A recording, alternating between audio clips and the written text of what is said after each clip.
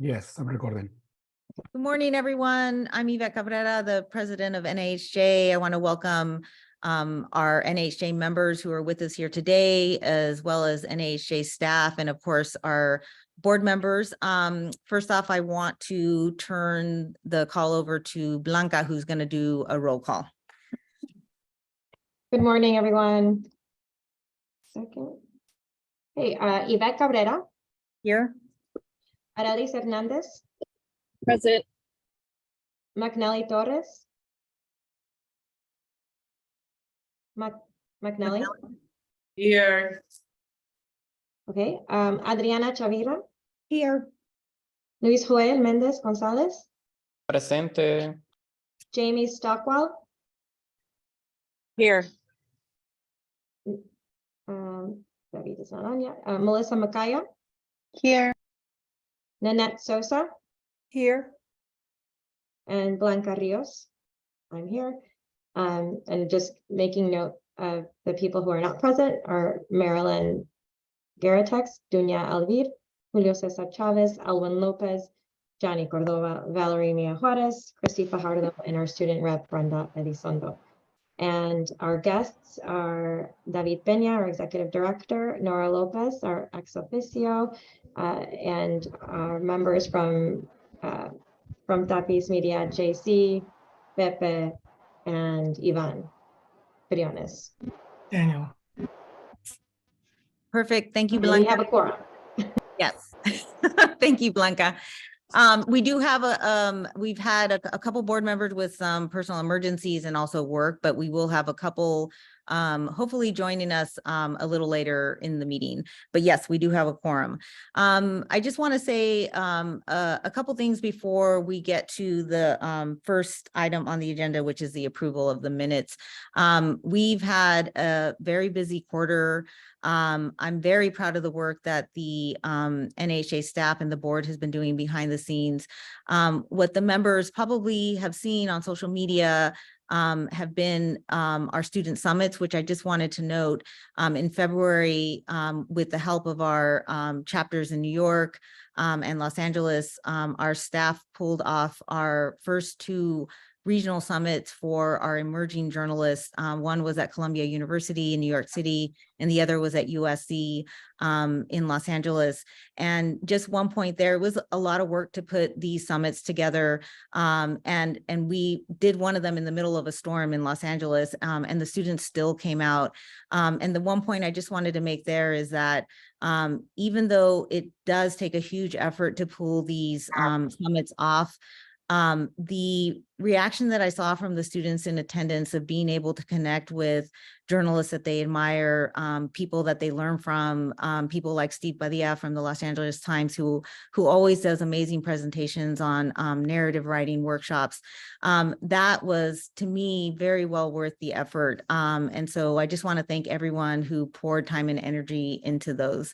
The other thing I wanted to note is the work of our Washington, D.C. chapter, its president, Brandon Benavides, and all of the members who organized in conjunction and cooperation with Yaneth Guyen, one of our staffers, to help pull together a press briefing with the White House. And this was meeting with some of the top Latino officials at the White House, including Health and Human Services Secretary Javier Becerra. One of the things that came out of the meeting is a discussion of how we can bring these briefings to members across the country. And so we are going to follow up on that so that that access is not something that, is given because, we have members in DC, but that the White House provides that access to journalists in regional and local areas where they're covering topics affected by White House decisions, but don't always get that access because they are not physically there in DC. So thank you all for the time and effort that you poured into that as well. We finished that day with a nice dinner with our chapter members and others who joined us from around the country. Lastly, I just want to say that the rapid response team has been busy issuing statements and working with our members when developments have occurred impacting journalists across the country. And just one that I want to highlight, a lot of this work happened behind the scenes. Al Dia, the Spanish language news site for the Dallas Morning News, was disbanded, and our rapid response team, led by the work of Arelis Hernandez, worked with and contacted the members that were impacted. We also had a conversation with the executive editor of the Dallas Morning News over those concerns. We issued a statement on that as well, as we do in other instances. But in this case, a lot of it was having conversations to ensure that the needs of our members and the community that's being impacted by these decisions and developments are being heard. So again, thank you to the rapid response team for that work that that you're doing on that. And I'll leave it at that. We're going to get updates from our other board members on our strategic plan, on the amazing programming that we have set up coming for the convention. McNally Torres is going to give an update on that. So I won't give any details there because I'm going to leave it to them to give updates when we get to that point in the agenda. So next, we need to get to the approval of the national board minutes. I just want to make sure that everyone has had a chance to review the two documents in the Google folder that we're referring to. One is for our regular last board meeting. The other one was for a vote that the executive board took as well. Does everyone see those, board members? Okay. Does anyone have any corrections that they've seen that they placed in there that they have any questions about for Blanca tied to the minutes? No, you're shaking your heads no. Okay. All right. I got yours, Luis, by the way, Luis Hood. Okay, Luis Suarez had one? Okay, good. No, I just saying that I saw the one that he requested and I approved it. All right. So do we have a motion to approve the executive board of directors meeting minutes from March 15th and the regular board of directors meeting from January 14th? So moved. Do we have a second? Second. A second, Blanca. I heard McNally go first. So I'll do Arelis on the motion. Nelly on the second. All right, so any more questions on that? On the vote? All right. Blanca, can you do the vote? Yeah. Okay, Yvette, Yes. I'll just say first names. Arelis? Arelis, I think she said yes, right? Sorry, McNally? yes. McNally? Yes. McNally, okay. Sorry, Adriana, Yes. Okay. Luis Joel, Yes. Jamie, Yes. Melissa, Yes. and Nanette. Yes. And just for the record, I'm admitting David Cordero into the room. Okay, great. All right, so the motion to approve the minutes passes. Thank you all. We are also going to, for the members who have joined us, we are going to veer off of the agenda slightly because one of our board members has to leave in about 45 minutes for a work call. So I'm moving a couple items that require a vote up on the agenda. The first one being the regional director vote. And let me get those documents 1 second.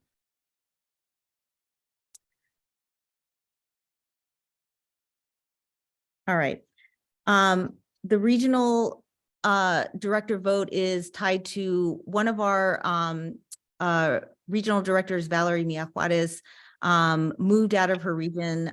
She moved to California. So we are looking to appoint a replacement on an interim basis to represent her region just for the remaining portion of her of her directorship. And that will be till the elections occur, which is at our upcoming convention.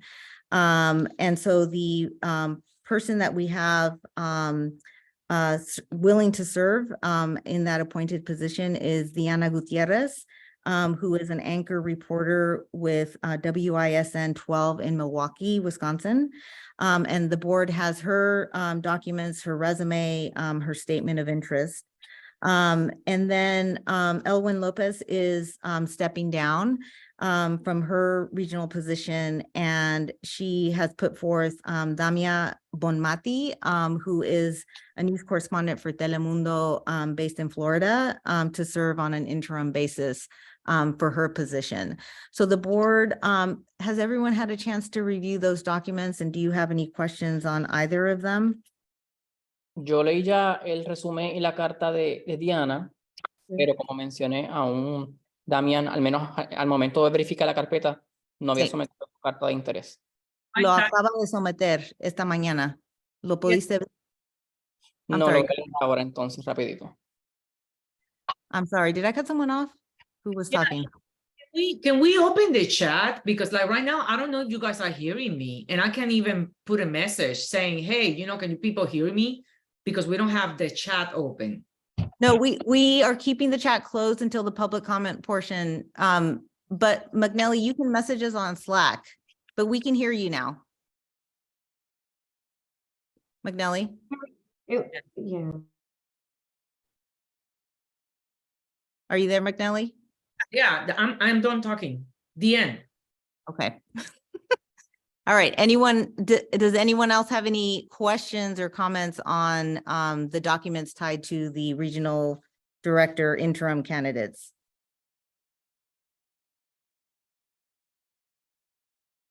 No questions. Okay. All right.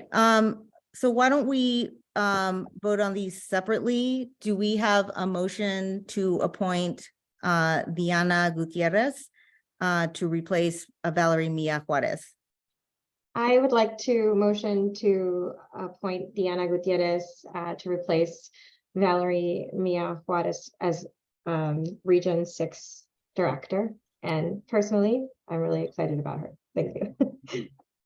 I'll second. Okay. Any discussion? Blanca, did you want to make any comments? Because you do know her, correct? Yeah, I do know her personally. She's originally from Chicago, so she has served on the NAHJ Chicago chapter as vice president. I've known her when she was an intern at my station, and now she's in Milwaukee, rising star, amazing journalist, very active in her local chapters and NAHJ, so she's familiar with the organization, and I'm really looking forward to having her on the board. I think she'll be a great addition. She's also young. That means anything, but I think that's great as well. Some new fresh blood. All right. Any questions? All right. Can you go ahead and do the roll call for the vote, Blanca? Yes. Okay, Yvette, Yes. Arelis, Yes. McNally, Yes. Adriana, Yes. Luis Joel, Yes. Jamie, Yes. David, Yes. Melissa, Yes. Nanette, Yes. and I, Blanca, yes. Okay, great. The motion passes. Next, we have the Region 4 interim candidate. This is Damia Bonmati, put forth by Elwin Lopez to serve in her place between now and the convention. Do we have a motion to approve Damia? I'll make the motion. Great, McNally. Do we have a second? I'll second. That was Arelis, right? Okay. I'm grateful to Damia for stepping up. I've seen him in the field many, many times on the border, so congrats to him. I know him for a couple of years. I don't know him super personally, but he's very active in the chapter down here. So I have seen him in a lot of different events. So, you know, I know who he is. So I'm happy that he stepped up on this too. Perfect. Anyone else? Okay, Blanca, can you take the roll call on the vote? Yvette, Yes. Arelis, Yes. McNally. Okay, McNally, we don't hear you at that point, but My God, yes, yes. okay. Adriana, Yes. Luis Joel, Yes. Jamie, Yes. David, Yes. Melissa, Yes. Nanette, Yes. and I, Blanca, yes. Okay, great. The motion passes. So we'll have an orientation for these two interim regional director positions and our alternates, who we voted on, at the last meeting. So David, you'll take care of that, correct? Correct. The orientation? Okay, great. Next, we have the creation, and this is the last minute add to the agenda that we were going to tackle under new business. This is the creation of a new chapter at American University. That's also in the Google folder under new business. If you can pull that up, and while you do that, Melissa, can you present on that that new chapter? Yeah, definitely. So we were so excited to get the chapter's materials this week. This is actually a chapter that we're reinstating and approving again. A big thank you to Daniela Jimenez, who is a student chapter leader on campus, who's been doing an incredible work. As you know, we used to have a student chapter at American University. It was very active, worked very closely with our local DC chapter. And during the pandemic, it became inactive as a lot of the student leaders graduated and moved away from the city. And thanks to Daniela's efforts, and a big shout out to the DC local chapter student outreach committee director, Priscila Alvarez, who has been working on this effort as well. We now will be reinstating this chapter, hopefully when we approve it today. They have some really great ideas for events on campus, mentorship programs. The DC chapter has also expressed that they're excited to collaborate with them here in the nation's capital. So we are so excited to have a presence again at American University. And with that, I would love to make a motion to approve American University Student Chapter. Does anyone second it? I I'll second. sec. That was Luis Joel. Okay, so motion by Melissa, seconded by Luis Joel. Does anyone have any questions? Any discussion items, any comments? Well, I wanted to mention that I had in December a meeting with Priscila and Daniela in that moment, and I had a conversation with her, and I was very inspired with her story and her effort on American University to lead her Spanish section on their school newspaper. So I believe she will do a great job, and I hope we can have new chapters open. And I'm glad that we have a student chapter at American University that is one of the top journalism schools in the US. So that's a great accomplishment for NAHJ, thanks to Daniela, who really gave some of her free time to find all the members to reopen this chapter after the pandemic. Definitely. And I'll really quickly say that we also are in the works of setting one up at GW. We had a student reach out to us on that interest. So hopefully we'll get more in the nation's capital, because students are so important, and student chapters are so important in us supporting the next generation of Latino journalists. So, and thank you, Luis Joel, because Luis Joel was also key in just reminding us of just how important it is to revitalize a student chapter in the nation's capital. So thank you. Perfect. All right, I'm not going to do this as a roll call vote, just a regular vote. All those in favor of approving American University as a chapter, say aye. Aye. Aye. Anyone opposed? Any abstentions?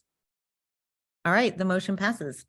Thank you, everyone. Thank you, Luis Joel and Melissa, for your hard work on this. All right, next we have the association update from our executive director, David. Good morning, everyone, or good afternoon, depending on where you're at. Thank you for joining us today, and for all the guests that joining us. Thank you also. I want to start the meeting by just following up on the previous conversation. We do have an intern who is conducting a research project for us. And the research project is taking a look at our current student chapters, looking at the top 30 journalism programs in the country, and taking a look at how many how many Latinos are graduating and how many Latinos they have in their programs, so that we can kind of take a look and be strategic on our growth for our student chapters. So we do have that report coming up, hopefully before the convention. So that'll be good information as we recruit, but also align with some of the programs, and also be able to see how many students we have graduating, so that that's part of our strategic plan, and how we can conduct some outreach efforts to schools that we need to be the top programs. And also possibly we're going to do a secondary one on how those align with journalism schools that are part of Hispanic serving institutions. So hopefully some good information that the intern will be bringing to the table. I also want to take this opportunity to formally introduce our new public relations firm, Tapis Media. Today we are joined by Pepe and Daniel. Pepe, do you want to take the opportunity to say something? Yeah, definitely. Thank you. And thank you, everybody, the board. My name is Pepe Chicotenca. As you can see, my last name takes up most of the screen. That's definitely okay. We're very excited to be your public relations agency and record of, and we are very, very committed to, we're passionate. I'm a lifetime member for NAHJ, and so is Daniel Morales. There's two of us here, along with JC, who you guys know that he's going to be spearheading over technology stuff in the back end. We're going to be revamping or helping with David and the rest of the team. We're going to be taking over the public relations, and we're also going to be helping with the strategy for social media. Thank you, Pepe. Also, I'd like to introduce and welcome Ivan Leonel Briones, who's our new Director of Communications. Ivan? Yes, thank you so much. Thank you to everyone. I am part of the team that is executing most of the social media strategy. I am more on the front end of putting out with our messaging across all social platforms. I'm the new Director of Communications. Before this, I was a journalist in San Antonio. I'm still based in San Antonio, but I was a journalist for SATX Today, which is a sort of a startup news and media company here. And I'm just super happy to be taking on more of a advocate role and advocating for more Latinos in news. And so I've been working closely with Tapis and Carlos, our graphic design person, to make sure that we are gearing up for the convention and the future. So super excited to be on the team. And if you've seen a slight, thank you, Ivan. If you've seen a slight shift in our social media and the new newsletter, Ivan and the team have been the ones that created that. So looking forward to exciting things from the Tapis team and Ivan internally. So let's welcome them as we move forward into convention, and they will all be in Miami. Thank you, both of you. Just on a membership perspective, we have current and active 3,594 members. So we continue to sort of grow slowly and get back to where we were. We currently have 25 professional chapters and 25 student chapters. With the new addition, that would be 26. We're currently managing 12 active grants. Those are program grants totaling $1,244,000. So that's an increase from previous years. And so we look forward to some of that programming that is coming out through the grants. Part of the TEGNA grant, we have 6 career student training webinars that have been happening this spring. So we have, I believe, 2 more, one in April and one in May, to complete that grant. Then staff has begun to also implement the 6 misinformation, disinformation trainings around the country. So those are happening in 6 major cities. And that is through a grant with the National Democracy, or the Democracy Fund. And we'll be working with Tapis Media on a marketing campaign, educating the public on misinformation, disinformation in the coming months. So we'll be unveiling that campaign. This year, we awarded this spring 9 scholarships totaling $34,500. So that was part of the annual scholarships. That was a slight drop since this year there was no funding for the Ruben Salazar scholarships, but we continue to recognize academic excellence by continuing to provide scholarships. Turning into our convention, our attendance goal was 1,000 attendees and a stretch goal of 1,300 because that's the capacity for the hotel. Early registration ended March 31st.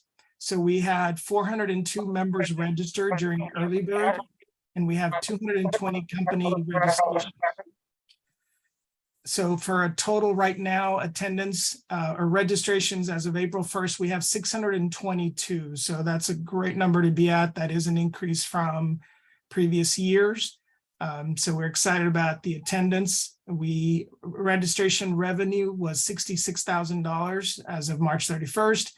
I'm happy to announce we have 52 companies that will be attending our convention and expo. So that is a great number to have. Last year, just as a comparison, in our joint conference, we had 74 total companies. So this is, being at 52, that's great.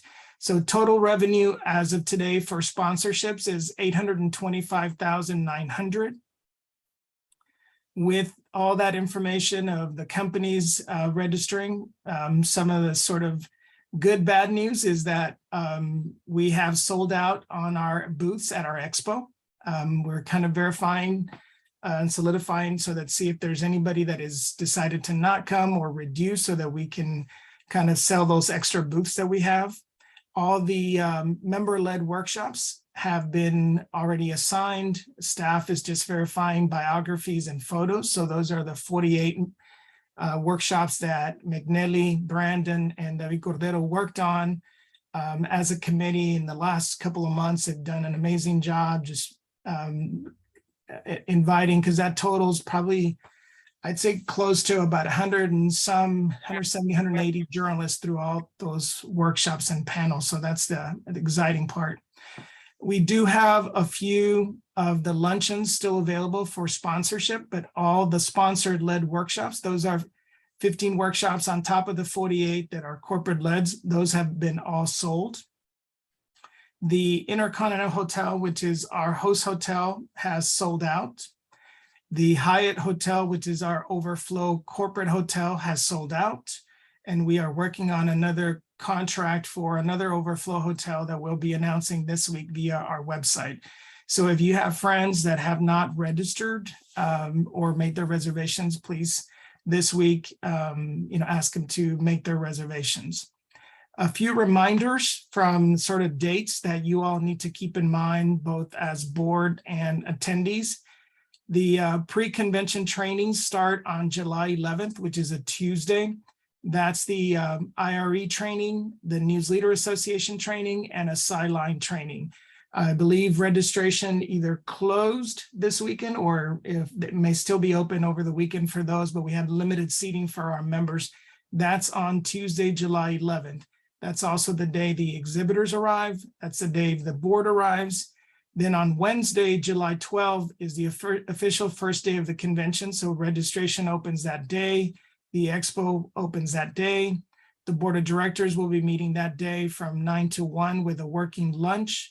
The chapters will be having an afternoon chapter meeting. This is something separate than the annual meeting. The chapters last year requested that they would like to connect with their fellow chapter members at the beginning of the convention rather than at the end. So that'll be happening in the afternoon at 2 p.m. Then we have our student orientation, which is something new. Also from listening to our members, our student members felt that there wasn't really an event that was focused on them where they would also connect with other students at the beginning of the conference as they built the relationships throughout the conference. And so we implemented an orientation, which will have a panel of first-year journalists to talk about their experience, being in journalism during their first year. We've invited a possible motivational speaker, and we had a sponsor, but they moved to something else. So we're looking for a sponsor for that session. And Jorge, our previous student rep, and Brenda, our current rep, are working on a presentation that they will present also. So that'll be from 3 to 5, the student orientation. And then that evening, our opening celebration is more of a big reception rather than a sit down formal, like a lot of journalism conferences have an opening session where you have all the presidents speak, all the sponsors speak, and everybody else speaks.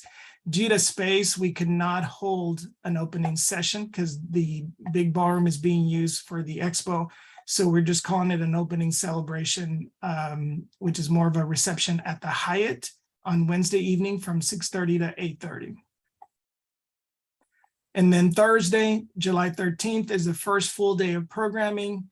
Then Friday, the second day of full programming. And then Saturday, the last day of full programming, and the gala that evening on Saturday. Please also, as I indicated earlier, remind your fellow journalists that there will be no on-site registration. That means, and if someone hasn't registered before and they show up, they will not be allowed to register. That is not a policy that we're changing. It's just that fire marshal rules, if we meet our 1,300 cap by May or June, that means that fire marshal rules do not allow us to add more individuals to that convention. So that is, please remind everybody that usually waits to the last moment till, the week of, that we may be able to issue a press credential if they want to cover a luncheon or a session, but we cannot allow on-site registration if we've met the 1,300 threshold.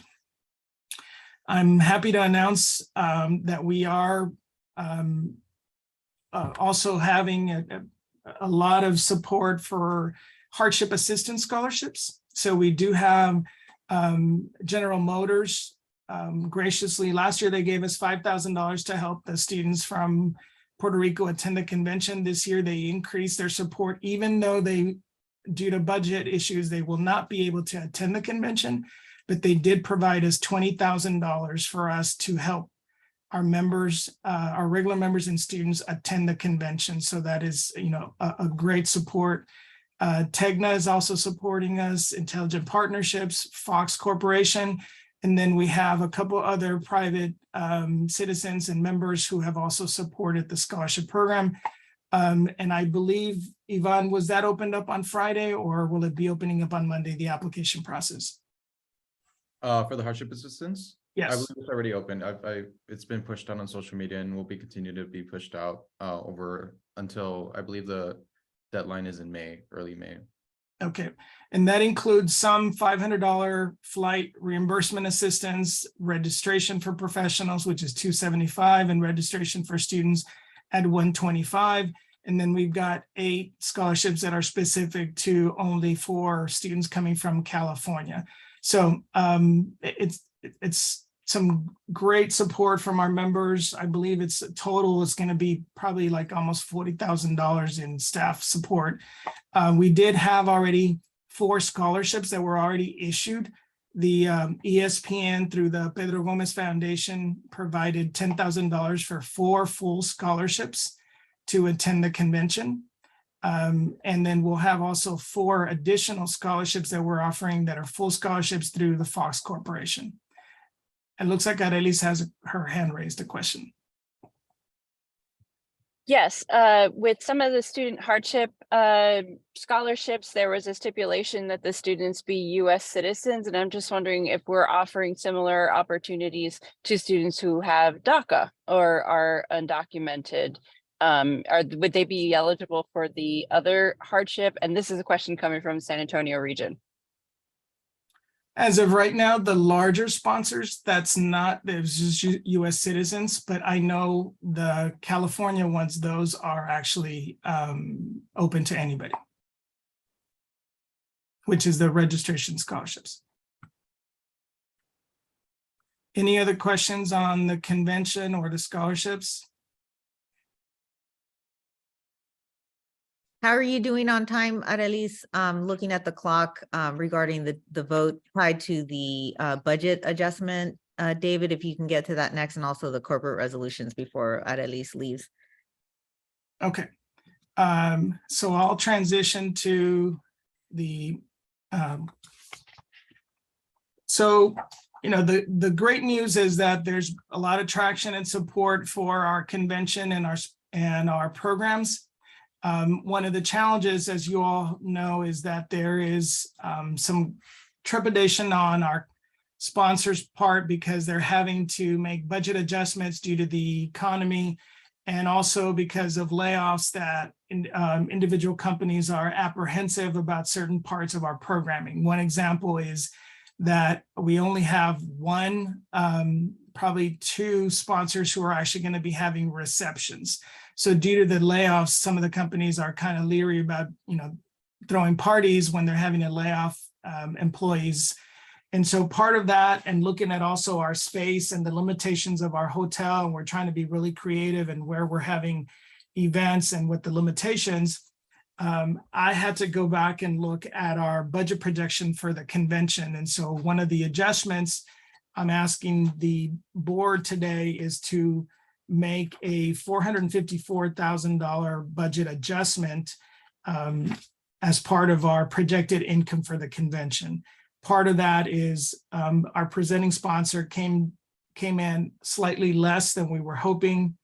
The opening celebration and the Hall of Fame, which are $100,000 sponsorships, I've reduced to $50,000 in hopes that we can at least secure some sponsors.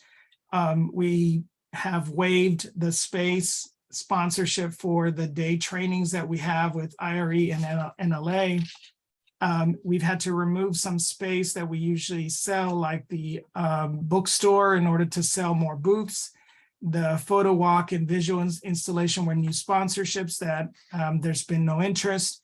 There's been no interest on after 54 company conversations, there's been no interest on the student stipends. And we've had to reduce some of the projections on some of the other program books, swag bags, a room key sponsor, and Twitter takeover. So those aren't being taken off the table. We've just made some adjustments down to be able to try and sell them from like 40,000 to 20,000 to see if we can get a sponsor and that's still, all those take into account that we would still be making money and cover the hard costs. But at the level they're in right now, after having conversations with 52 sponsors, there hasn't been interest from those. So today I'm asking the board to adjust the expected conference income from the 1.9 million to 1.533 million.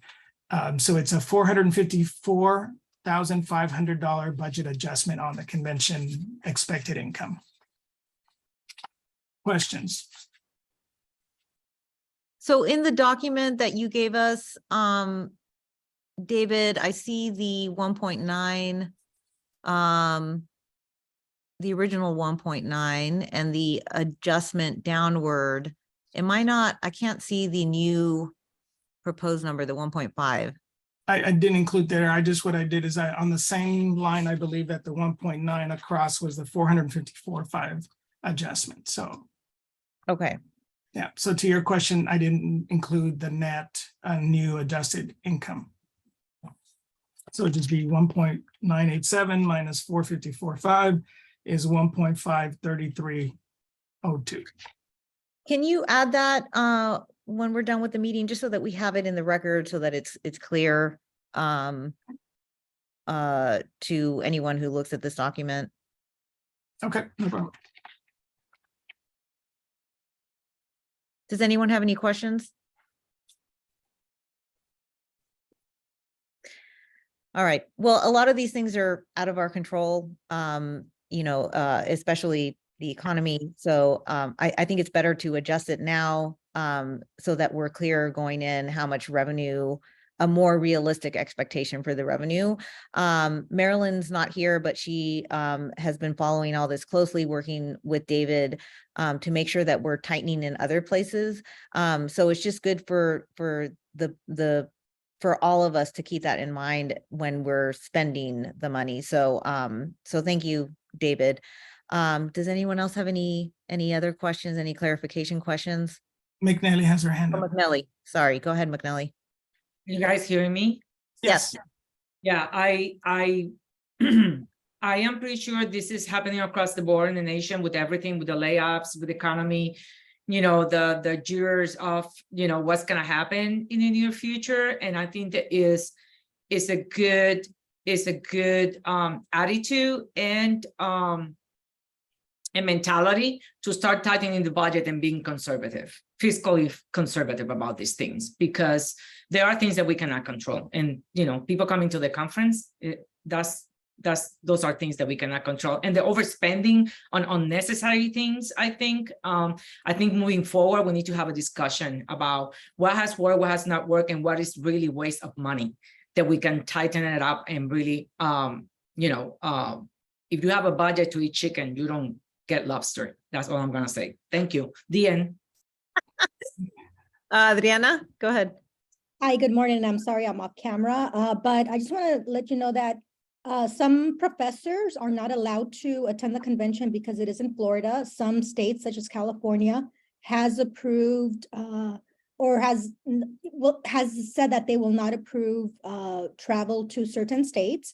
And I believe Texas, which I believe our convention is going to be the following year, is one of them. So, there will be several from like the Cal states who will not be able to attend. And I don't know, I'm sure other states have similar policies for their state universities. So that's something to also keep in mind of maybe why there's also, maybe some certain people not going from certain states.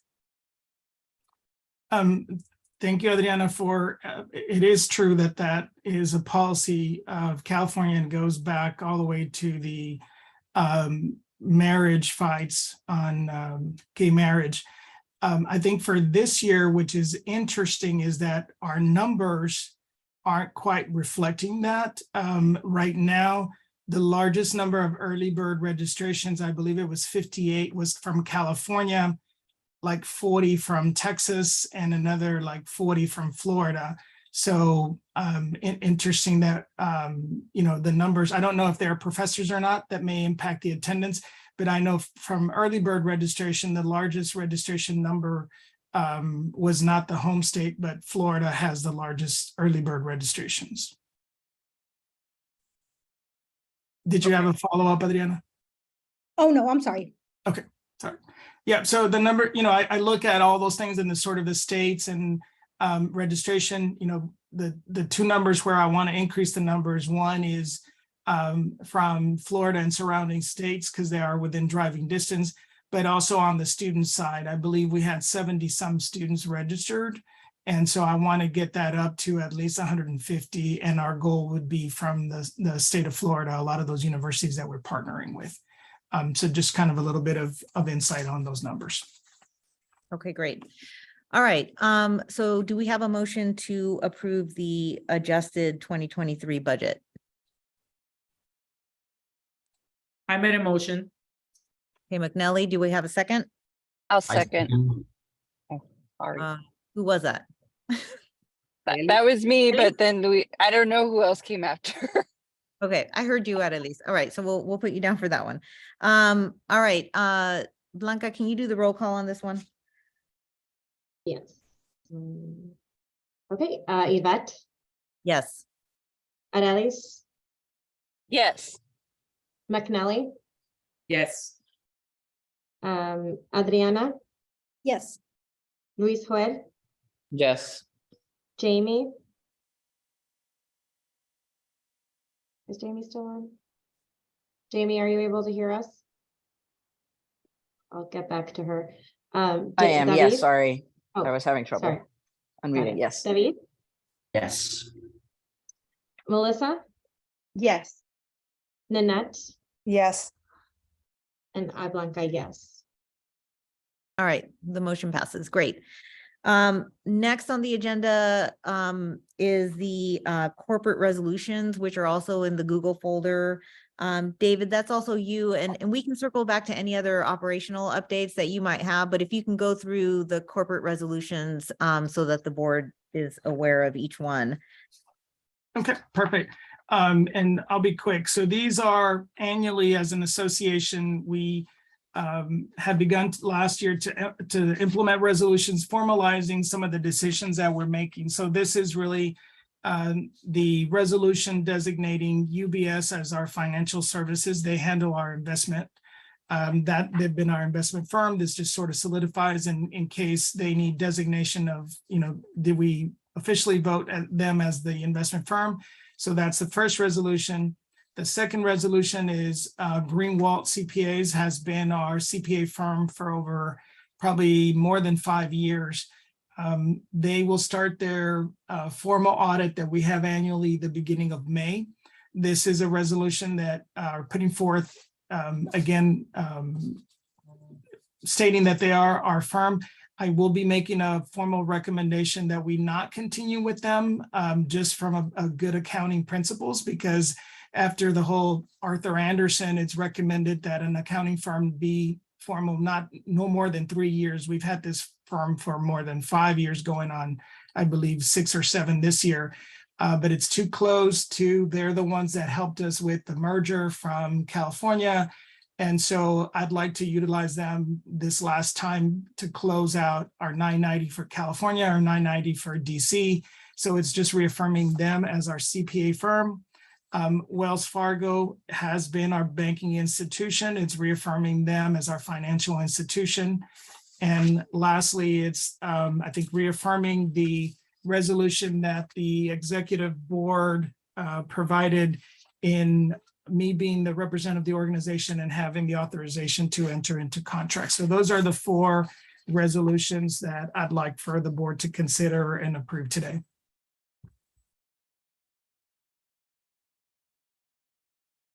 David, don't we have the additional charity charge nonprofit business card? Did Marilyn submit that? I know that was what she was working on. Yes, Okay. and I have it in the folder as well.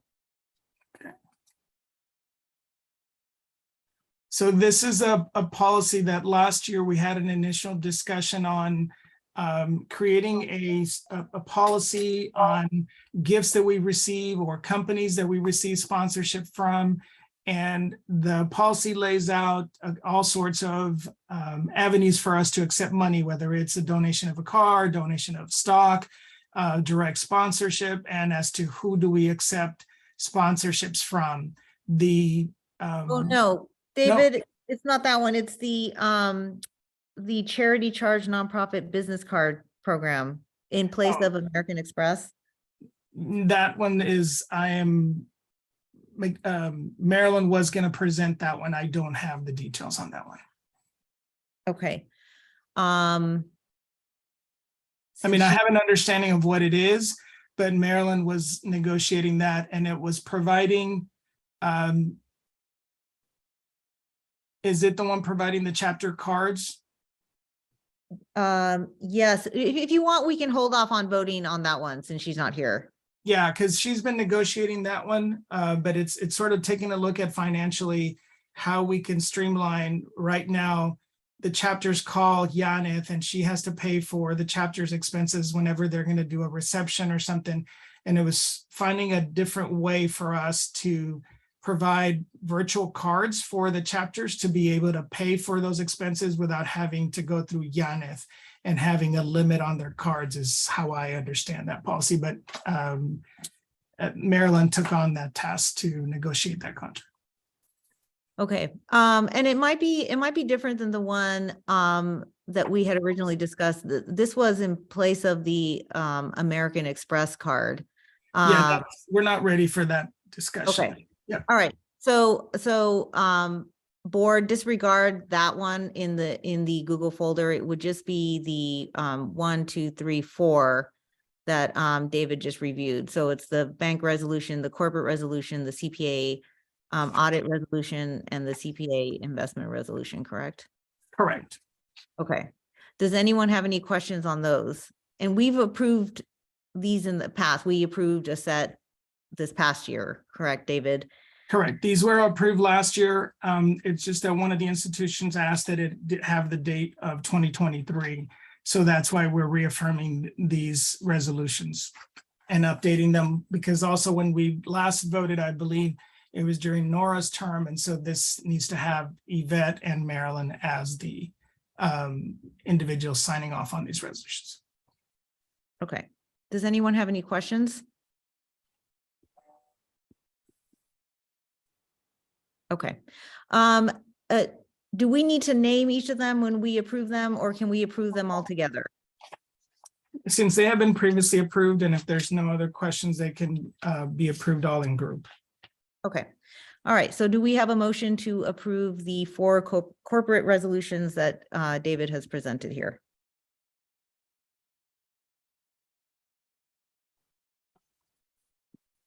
And this does need to be a formal vote because sometimes the banks will ask for the minutes. Okay, so we'll do a roll call as well. All right. Do we have a motion? McNally's raising her hand. Okay. Do we have a second? I second. All right. Luis Wild seconds. All right. Blanca, can you do the roll call?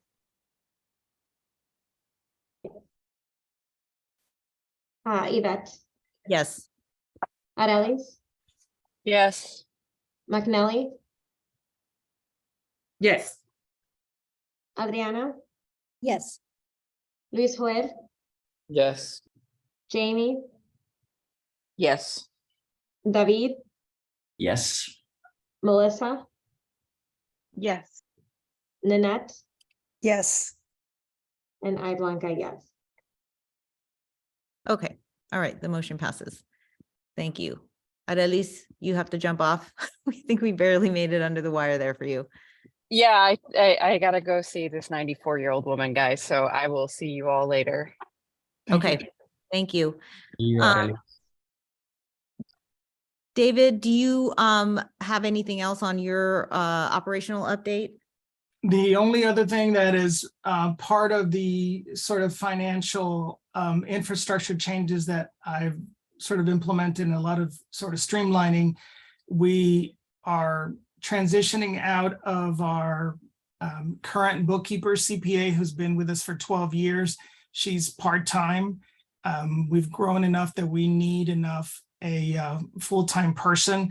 And so we are in the process of transitioning and interviewing a bookkeeper for a full-time. And we are also, Sarah will help us for the next month and a half to finish out the audit and transition. Part of the transition that's already happened is we've gone from her, for 12 years, she's had QuickBooks Desktop on her desktop computer. We've transitioned, we're in the process of finalizing going to QuickBooks Online, where Marilyn and I will have access to our books, and that could be easily transitioned going forward to any bookkeeper or executive director or president as we transition. So we're going completely online with our books, which will allow us greater access to our history and to our financials as we move forward. So stay tuned on that. And that's it on the operations side. David, can you remind me of Sarah's last name or the firm if she? Sarah Beck, B-E-C-K.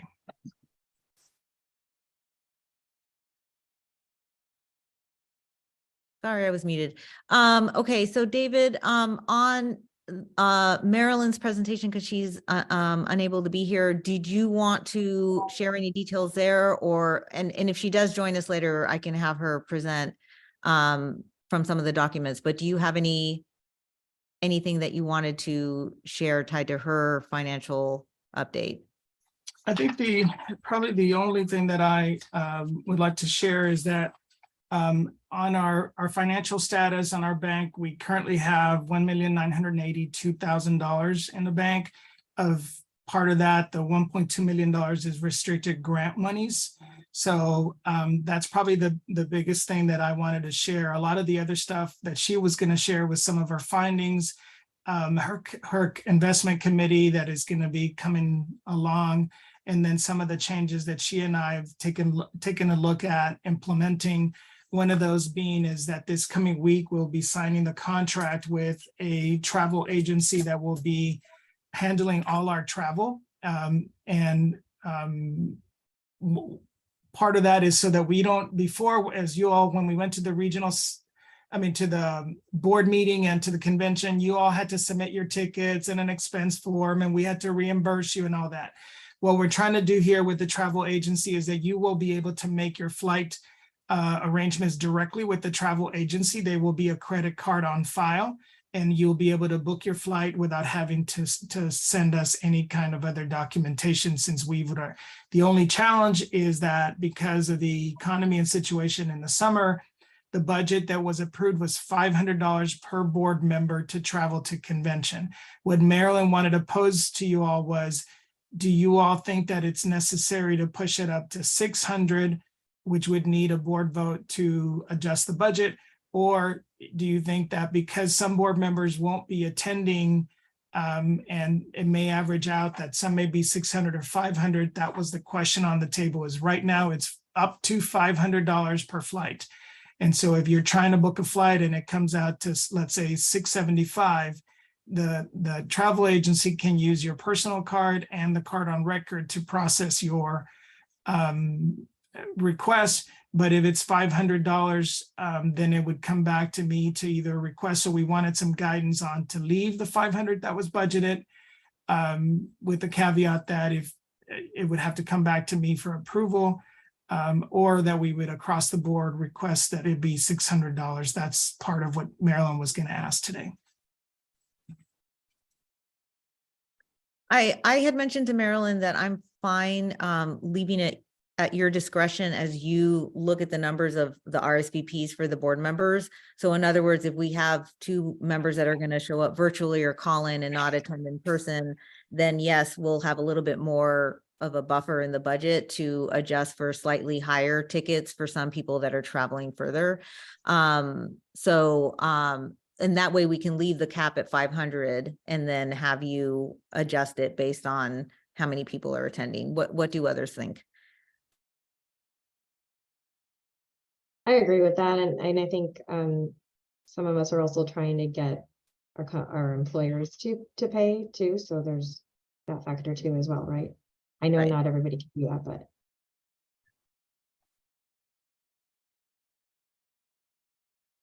Okay. I got a question. David, do you have like an estimate date on where we can make all the arrangement for the flights and all that stuff? I have a call with the travel agency on Monday. So as soon as I complete the details, we would send you all the link that says register through this link to make your reservations. All right, because my concern on that right now is that we're almost there on summer and price just increase, and in my case I'm traveling from Puerto Rico, so it will be probably a little bit more expensive. So I hope that doesn't happen, but I need to say. Second here, I'm just doing a Google on flights to get me out of Northwest Arkansas. And they start at 600 and go to 976. So, I mean, and I'm willing to pitch in, you know, if it is at 5, but that could be about 300 or 400 out of my pocket. So again, just a random search as of today. Okay.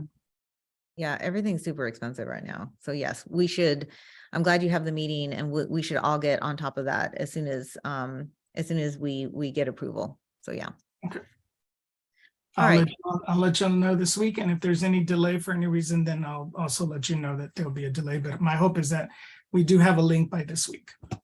Okay, sounds good. I'm not sure if there's more discussion on this, but can we back it up a little bit, David? For the minutes, you said that Marilyn had some numbers. It was 1 million. Can you repeat the 1 million? Was it 900? We currently have in the bank $1,982,690.37. 600 and what? 1,982,690.37. Okay, and then there was a second number you gave too, right? 1.2. Of that money, grants, restricted grants is $1,244,000. And then we have $1.1 million in the endowment. Thank you. Okay.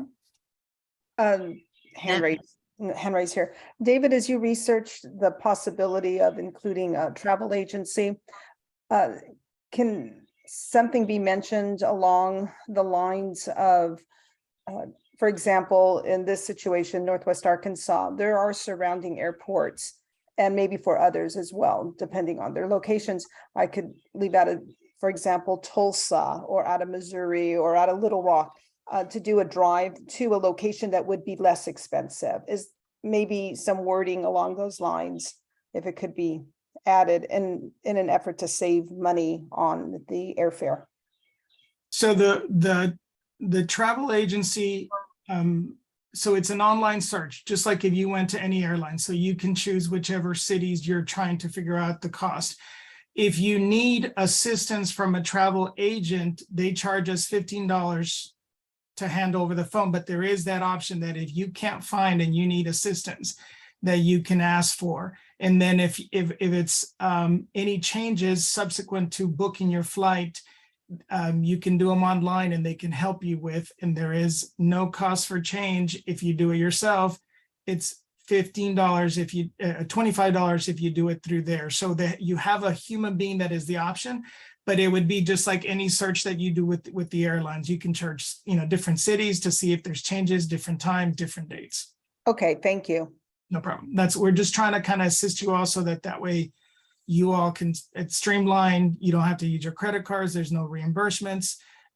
So that's part of our process of automating a lot of what we do in order to be able to help. Okay, perfect. All right, next on the agenda, we have a strategic plan update from Melissa Macaya, who is not just our Region 3 director, but also the chair of our strategic planning committee. So I'm going to turn that over to you, Melissa. Yeah, hi everyone. I have a short presentation just to share here, so bear with me just a moment. Can you all see this? Yes. Great. So I'm just going to really briefly walk through where things stand in our strategic plan, next steps, and I'll briefly give a recap of how we got here, because I think that's important to remember as we look ahead to where we're headed. So quick reminder, how we got here. We formed our strategic planning committee in the spring of 2021 to get our 5-year strategic plan in place in an effort to really solidify where we were headed as an organization and have clear goals and timelines for that. We hired a consulting firm in fall of 2021. We worked as a board and staff in a board retreat in October of 2021 to develop our priorities for the plan. Our plan was finalized in spring of 2022. We approved the plan almost a year ago in May of 2022, which is crazy to think about. It feels like it just happened recently. We presented at the Las Vegas convention, and those photos are here to the right, our wonderful Nora Lopez and Yvette's presenting there. And then our committee, which, as Yvette said, the committee that I'm now chairing became the Strategic Planning Implementation Committee in October of 2022. And I'll note that our strategic plan officially began this calendar year in January of 2023. And that leads us to this. This is our strategy roadmap. This, of course, is on our website. It was shared widely with members. It is 40 pages long, and it outlines, among many things, what the key priorities are and who is tasked with each of those priorities. We also have a one sheet, quick read in both English and Spanish that is also on our website. And for our wonderful new PR and communications team on the call today, these are going to be super handy as we get closer to the convention to start sharing widely again, to remind our members what we've been doing.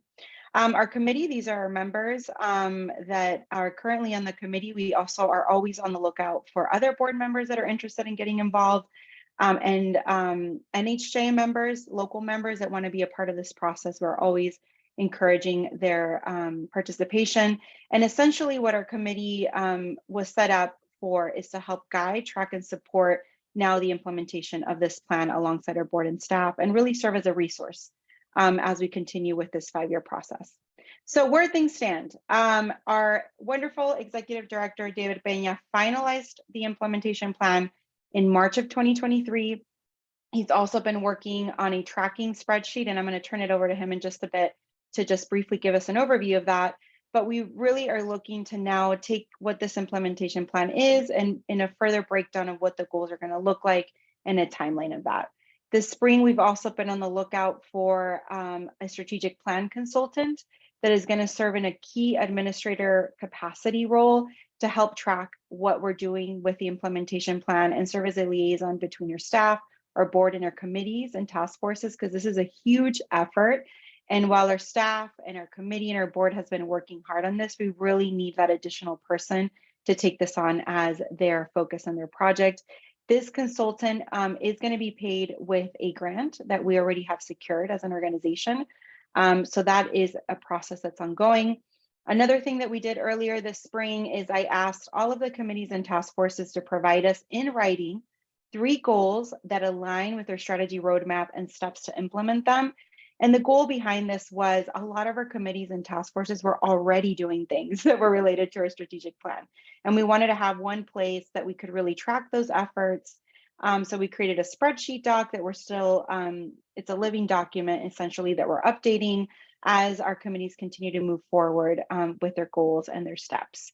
I'm still missing some of those goals and steps. So if you have not turned one in and you are a chair of a committee or task force, please get those to me. Now, next steps. We of course want to hire that strategic plan consultant. The goal is the end of April. Yvette and David are going to be helping conduct those interviews with the help of our implementation committee. We are also, of course, are preparing for the update that we're going to give members at the Miami Convention in July. We are going to need help from our committees and task forces to again provide us with updates on those goals they gave me earlier in the spring and any steps that they have implemented toward those goals so that we can share it with members. And we're also going to ask some of the committee and task forces to share with our members on some of the things that they've been working on. And this space, this membership meeting is really going to be an opportunity to hear from our members, get questions from them, also outline in a more solid way how we're going to aim to achieve some of these goals on a clear timeline. So we're really excited about that. Throughout this process, our implementation committees also continue to track and support the efforts.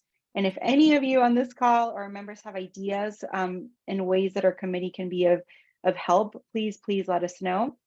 And then with that, I did want to briefly turn it over to David to talk about kind of an overview of the implementation plan and steps that the staff are starting to put together.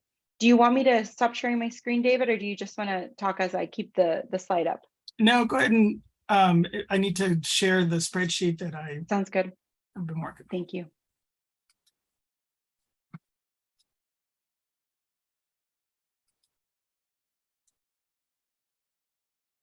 I think it's really small, but can everybody see the spreadsheet? Yes. So let me back up a bit. So part of what when last year the board unveiled the strategic plan, I had a conversation with the MacArthur Foundation about a grant. They had given us a grant from last year, and kind of they were wanting to support sort of some data, some strategy, somewhere where we could, they could get some that we as an organization can get some value that would be useful beyond when the grant ends.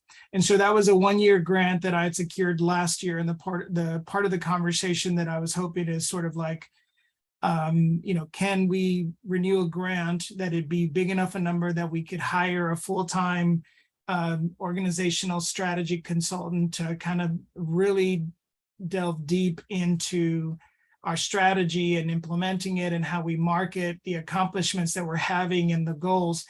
And fortunately and unfortunately, sort of they came back and they said, sorry, we can't grow your grant. We got to keep it, at the amount that we have, which was $50,000, but we are going to approve you for 3 years.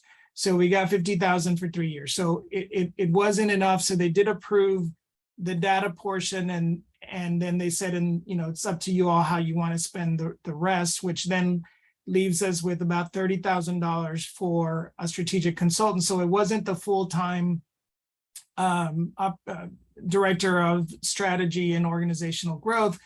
And so we're left with wanting to sort of just, how do we continue the momentum, track what we're doing, but at the same time create a a message of what the accomplishments are happening. And so that's where Yvette and I are trying to find a consultant that would this year at least help us sort of position and share with our members everything that we are accomplishing, but also take a look at how can we go forward with our strategic plan.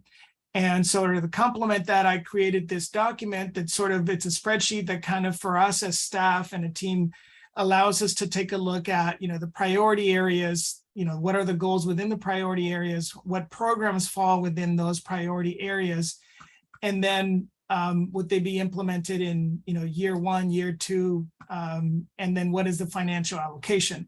So the first obstacle that we faced as staff was, some of this stuff is not funded through neither grant nor operations.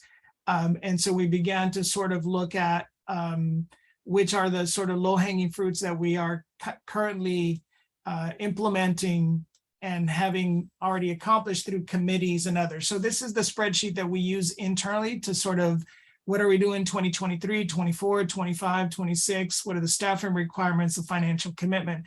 So part of this in October, when we have our budget conversation for next year, is gonna involve not only our regular funding, which is for operations, for our convention, for programs, but it's gonna take a look at this and saying, of the programs that we wanna accomplish in 2024, what do we have the money for? And then request an allocation or move it to 2025. But we want to be able to track and share with our members some of our accomplishments that we're having.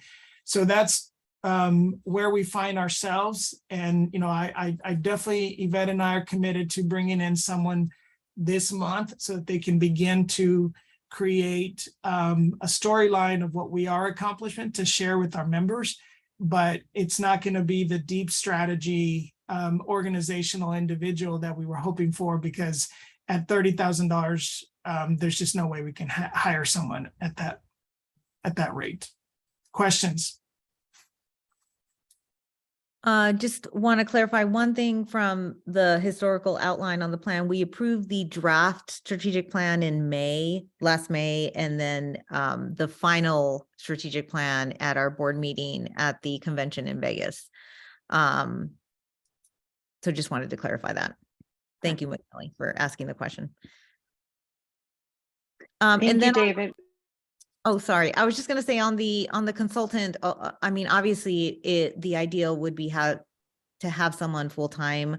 And if funding does become available, we can adjust, but we'll make do with what we have right now. And just 2 other notes, sorry, but the first one was that for those of you who have been on the board longer than the current term, and this precedes probably me coming on board, the board has been in discussions of bringing in a deputy director and for the organization, should anything happen to me. And part of that, when Yvette and I looked at securing sort of that funding for this position, we said, could it be a hybrid, that it is a deputy director who's in charge of organizational strategy and growth. But again, that's, we don't have the funding at this time for that. And so we're looking at the consultant. I think Luis Joel had a question. Sí, tenía una pregunta para Melissa. Una pregunta. ¿Cuántos comités específicamente no han sometido todavía sus metas como parte del plan estratégico? We have, 1, 2, 3, 4, 5, 6, 7, 8. 8 committees have not yet done it. ¿Y tienen un deadline o una fecha límite para que lo sometan? The deadline was about 2 months ago. So I've been connecting with folks on an individual basis, and I certainly understand that everyone has a lot going on. So we are esperamos que para la convención en Miami podamos tener esta parte ya totalmente completa, porque es fundamental para poder saber qué es lo que estamos haciendo como comités. And here's our tracking doc, if you see it. And this is a living document, and I will say that some of the committees and task forces are still being established. And I did hear from some of them saying, we're still meeting. So this is a doc that we can continue to update throughout this 5-year process. And hopefully by our membership meeting in Miami, we can at least get some of those committees that haven't sent them yet submitted. And then the ones that did submit them already will continue to update their goals and their key accomplishments. Perfecto, solamente pregunto porque tú lo has mencionado desde diciembre en varias ocasiones y me parece injusto que aún hayan comités que no hayan cumplido con algo tan básico que simplemente escribir en una hoja las metas que tienen como parte para este año como parte del plan. Así que nada. Gracias, Luis Joel. Go ahead. Magnelli, you have a question? McNally? Oh my God. No, I don't have a question. Just I think that also, to be fair, there are some small committees that have not met. I know I'm in one. We have not met. So, and it has a particular mission. I'm not gonna get into that now. So that's something that we'll need to take care of, and probably we'll have a discussion at the conference on that. Yeah, and that's a really good point. You know, every committee and task force is going through their own individual journey. And several of the committees and task forces that I haven't received goals yet, they have communicated with me, you know, explaining that. So thank you for raising that, Magnelli. Just really brief. Oh, go ahead, Yvette. It wasn't me. Go ahead. Oh, I have a committee that, like, the investigative committee for, you know, incidents, for example, and it's me, Blanca, and I don't know who else. We haven't really met. We haven't done anything. So that's, you know, that's something we need to have.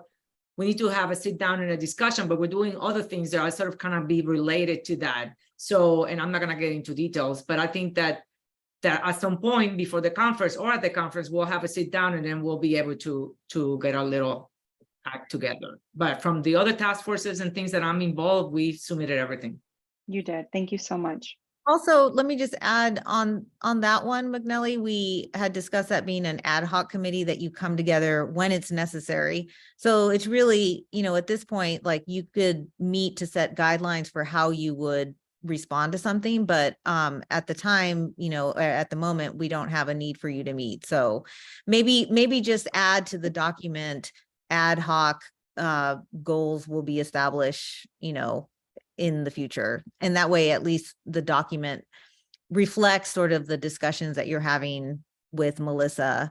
Also, I know Marilyn has been working hard on the budget, on our finances. She's in charge of two committees that, you know, include the audit committee, an investment committee. She is in the process of recruiting folks for that one. But honestly, our budget and our finances take priority.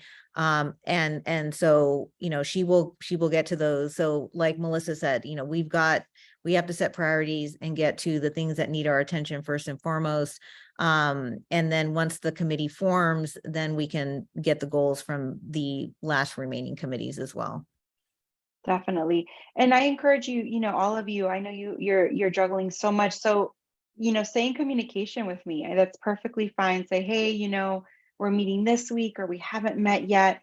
That document is a living document. So even if there's not much to add, it's okay. You know, we can drop in an update to Yvette's point, just saying, you know, this is where we stand. And at least it's a place that we can reference, because at the end of the day, this document is meant to help us and help our kind of planning process moving forward.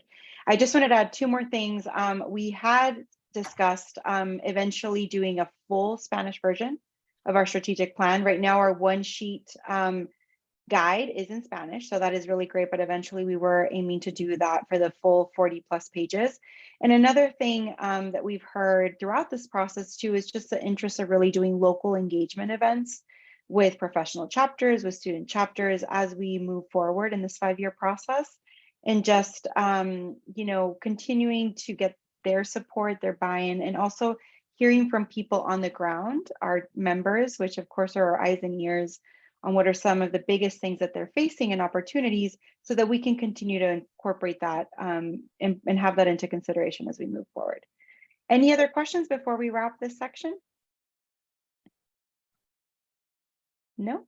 Well, thank you all. And thank you again for the work of this committee and David and our staff. We couldn't do it without you all. And I know that you are doing this in adjacent to so many other things that you're also doing. So really appreciate it. Thank you, Melissa.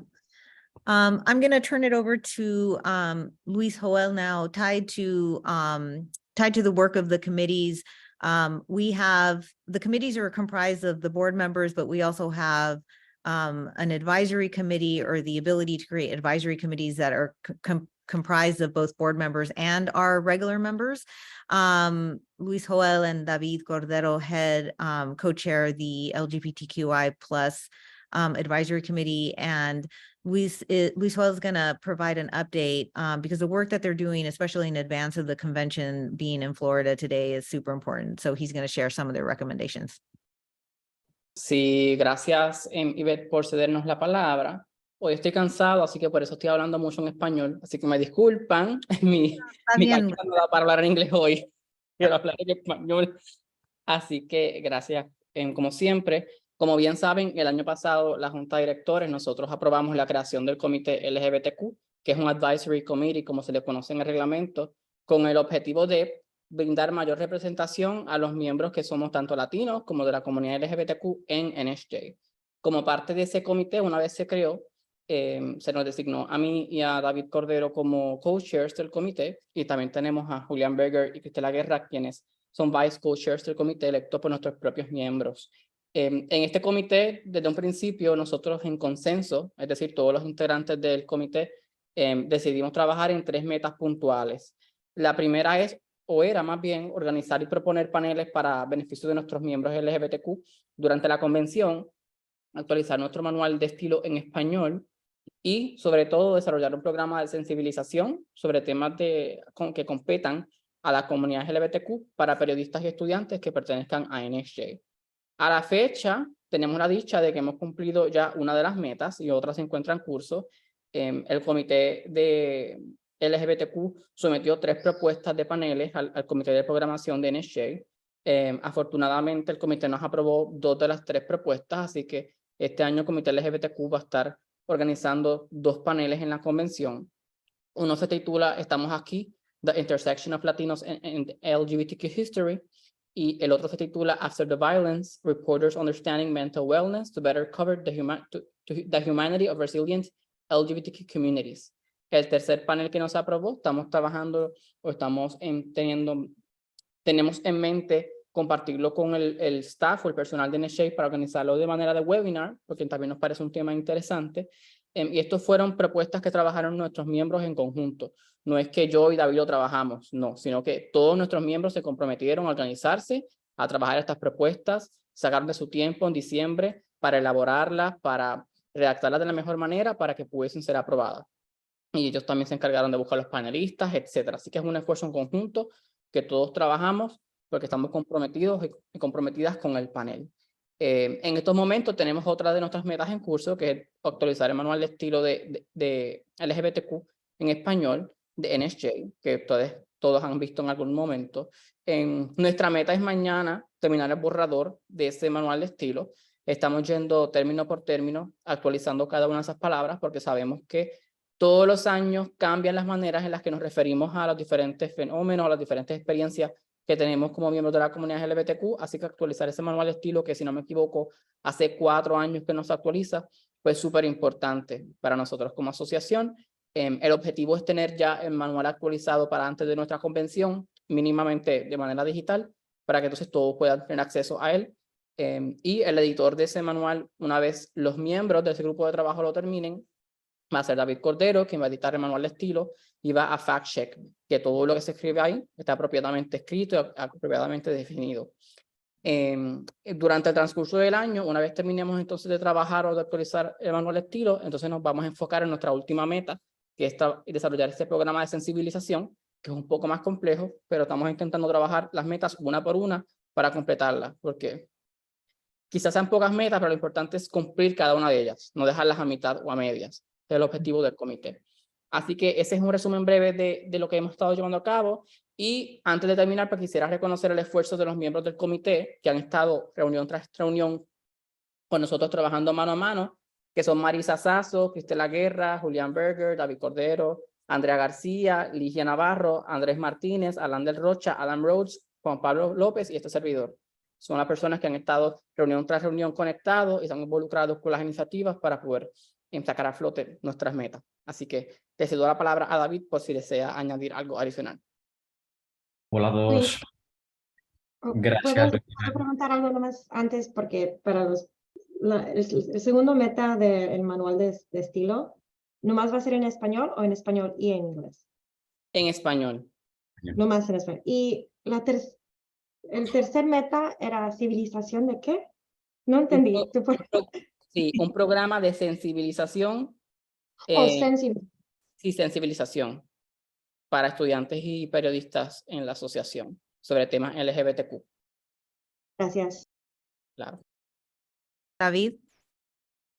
Yo realmente solamente quiero, yo ya cubrí todas las áreas, simplemente hacerme eco de todo lo que ha dicho y reiterar que el trabajo en el comité ha sido arduo y de mucho compromiso y estoy muy contento con todo lo que se ha logrado en estos primeros meses del 2023 y lo que falta. Gracias a los dos y el comité por todo el esfuerzo que han hecho. Gracias. Okay. Next we have McNelly. Yes.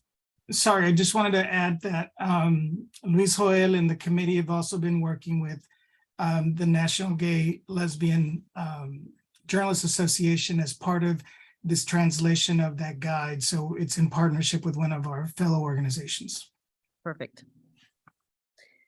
All right, McNelly, you're up next. McNelly's going to outline, she's been working with David and Brandon on the programming for the conference, which is a huge undertaking. We're really proud of the programs and the workshops that we have outlined, and she's going to provide more details to the board right now. Go ahead, McNelly. Hi guys, thank you, Yvette. I wanted to say that, we had over 100 sessions submitted, and it has been extremely challenging because we don't have a lot of space. We only have 30 English sessions and 18 in Spanish. The clear message to me by just looking at the programming is that our membership really wants training, and they want good training, meaningful training. And I think in hearing on some of the folks that might be paying our way down here because their companies are not supporting them, I think that providing a good training, we should continue doing that for years to come. It's something that people can use and go back to their management, and in order to get some support, at least giving them the days off, at least getting their, their registration and stuff. So they can also put this under evaluation, for example. So anyway, so I just want to give you like a really rundown really fast because we don't have a lot of time and I don't want to be talking about this forever. But we have pre-training, which David already mentioned, that IRE and the New Leaders Association. I'm very excited about that as well, because I know that management training is something that is needed. We need more Latinos in management. And from the 30 English sessions, then after that, I'm just going to summarize, and then I'm going to give the Spanish ones for David Cordero to just kind of light up. But we have leadership, storytelling, and writing. We have broadcast panels. We had beat reporting. And in beat reporting, I'm meaning criminal justice, immigration, environment, education. We had the 3 task forces, including the LGBTQ, the investigative task force, and the sports task force, submitting sessions that were approved for the most part. We got sessions on creating bilingual newsrooms, on social media, on early and mid-career, on academia. You want to make the switch to academia, freelance, audio storytelling, trauma, how to take care of yourself, but also how to, cover people about issues that relate to trauma, opinion writing, local chapters. They submitted some beautiful sessions that we're very excited about working with the community. We have on technology, misinformation, and in my summary to end, rethinking how do journalists cover gender-based violence.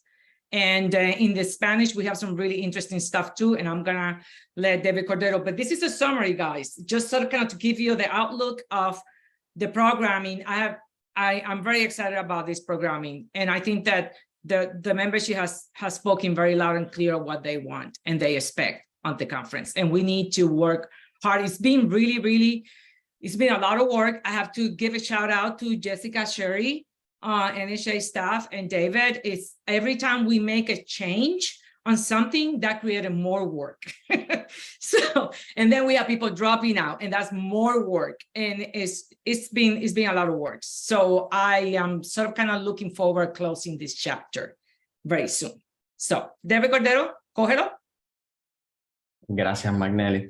Pues ha sido, como mencionó Magnelli, un reto, pero a la vez muy satisfactorio trabajar en el desarrollo del programa de la convención, porque afortunadamente recibimos muchas propuestas muy buenas. Así que hacer esa selección final pues fue un reto, pero nuestro objetivo siempre fue diseñar un programa que fuera dinámico, que cubriera todas las áreas, y así lo hicimos tanto en la parte de inglés como en la parte de las sesiones en español, que son 18 en total. Aun cuando no todas son hands-on, nos aseguramos de que en cada una de las que seleccionáramos, las personas que van a participar se puedan llevar algo de aprendizaje. Ya sea herramientas, kits, y siempre mirando más allá de simplemente una conversación, que es muy importante también, pero mantuvimos ese foco de que se puedan llevar algo que puedan aplicar en sus espacios de trabajo y compartir también con otros colegas. En cuanto a las sesiones en español, también vamos a tener espacio para discutir, por ejemplo, y visibilizar la situación que enfrentan periodistas en diversas partes de Latinoamérica. En este momento, pues siempre muy conscientes de la situación, por ejemplo, en México, en El Salvador ahora mismo, y queremos traer todas esas situaciones, esa actualidad a discusión, y discutir también cómo podemos seguir ampliando nuestras redes de apoyo a todos nuestros colegas en estos países latinoamericanos, de donde venimos todos, ¿no? No, no tengo nada más que añadir. Me hago también eco de lo que ha dicho Magnelli. Las áreas que ella mencionó de enfoque son las mismas que también pues, nos aseguramos de incluir en las sesiones en español. Y estoy muy contento de que hayamos hecho eso, porque era algo que nuestros miembros nos estaban pidiendo desde hace bastante tiempo, que enfocáramos en el desarrollo de sesiones donde domine el tema en español. No significa que en las que son en inglés se va a hablar exclusivamente en inglés. Sabemos que tenemos mucho Spanglish, pero me alegra mucho que reconozcamos y le demos énfasis y prioridad a nuestra lengua materna. Así que nada, súper contento y ansioso porque llegue la convención. La programación en español es bien variada también. Y bueno, tenemos hasta entrenamiento de data en español y mucho talento de NAHJ, que eso es lo más lindo de la programación completa. Es el talento de nuestra gente que van a venir a la convención a compartir sus experiencias y cómo ellos pueden ayudar a los demás miembros, a la audiencia, para que entonces ellos se regresen a sus comunidades a tratar de hacer lo mismo. Y para mí no hay nada más lindo que eso. Tú compartir lo que tú sabes y compartir esas herramientas y compartir todas las experiencias que ha tenido para tú poder ayudar a tus compañeros. Perfecto, gracias a los dos. Does anyone have any questions? Okay. Next we have Arelis, who was supposed to do a bylaws update, but I don't see her back. So I think we can open it up to public questions or comments now at this point, and then we can move her down the agenda. JC, can you do that? Yeah, it's already The open. chat? It's already open. Mhm. Okay. And I don't actually see a lot of members. I see Steve. There's two, Dayon and Steve Solis. Or is Steve, it do you have Dion? any questions? This is Blanca. I'm just saying we've got Steve Solis and I'm not sure how to pronounce if it's Dion or Dayon Sandoval as members. Steve, Okay. I think he wants to say. Yeah, I Go just ahead. want to say it's great to be on with all of you, and it's just been great to hear the progress that's being made moving forward. And I'm grateful for each and every one of you that have taken the work on. It's very important work that you guys are doing, and I'm thankful for all that you've done and continue to do for all of us. So thank you very much. Thanks, Steve. All right. I don't know if Dion has any comments or questions, but I'll leave it open for a second. Just to remind the board, we need to go into executive session next for some contract updates, and we're going to need a motion on that. Let me just make sure. 1, 2, 3, 4, 5, 6, 7, 8, 9. Yeah, we still have a quorum.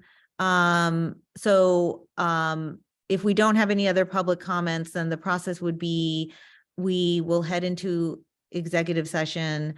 I don't expect any votes to come from that, but what we would do is, as we've done in the past, we will send a message via social media to alert our members that we're coming back to the regular session. But does anyone have any questions on that before I ask for a motion on executive session? Okay. All right. Do we have a motion to go into executive session to discuss contracts? I make a motion. Yes, McNally. Do we have a second? I'm second. That's David. All right. All those in favor? Aye. Aye. I Aye. Anyone opposed? And any abstentions? All right, the motion passes.